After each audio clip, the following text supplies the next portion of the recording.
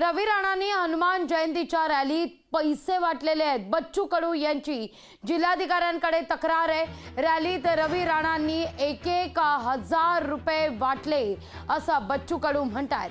नवनीत राणांच्या पराभवाला रवी राणा जबाबदार असतील असं देखील बच्चू कडूंचं वक्तव्य आहे। आमदार रवी राणांनी हनुमान जयंतीच्या दिवशी प्रत्येकी 1,000 रुपये वाटल्याचा जो आरोप आहे आमदार बच्चू कडू यांनी केलेला आहे। तशी तक्रार देखील जिल्हा निवडणूक अधिकाऱ्याकडे दाखल झालेली आहे आणि याच विचार माझ्यासोबत बोलण्यासाठी आमदार बच्चू कडू आहे।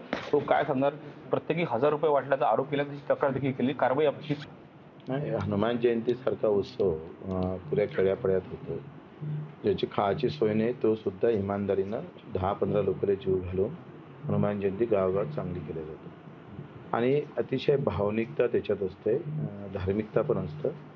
परंतु राणानं त्याचा पण बाजार केला आणि सरळ सरळ सोशल मीडियामध्ये 1,000 रुपये हनुमान जयंतीच्या रॅलीत सामील व्हा, 1,000 रुपये घेऊन जा। आता भावभक्ती इथं संपवून फक्त निवडणुकीच्या काळात ती रॅली मोठी झाली पाहिजे हे दाखवण्याचा जो प्रयत्न केलेला आहे आणि आचारसंहितेचा भंग आहेच, पण धार्मिकतेला सुद्धा त्यांनी छेद केलेला आहे।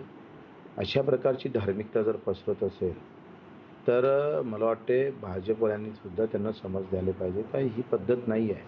हिंदुस्थानामध्ये असं कुठंच झालं नाही, म्हणजे यामुळे धर्माचं नाव पण बेकार झालं आणि लोकांच्या भक्ती जे भावभक्तीनं पूजन करतं त्याला त्या भावनेला पण ठेच पोचली आहे। त्याची तक्रार आम्ही कलेक्टरला दिली, अजून त्याच्यावर कारवाई झाली नाही। CPनं ते जे स्वाभिमान पार्टीचे सध्या अध्यक्ष आहे आपले रेड्डी पोलीस आयुक्त, त्यांनी अजून काही कारवाई केली नाही। सूरज दहाट, लोकशाही मराठी, अमरावती।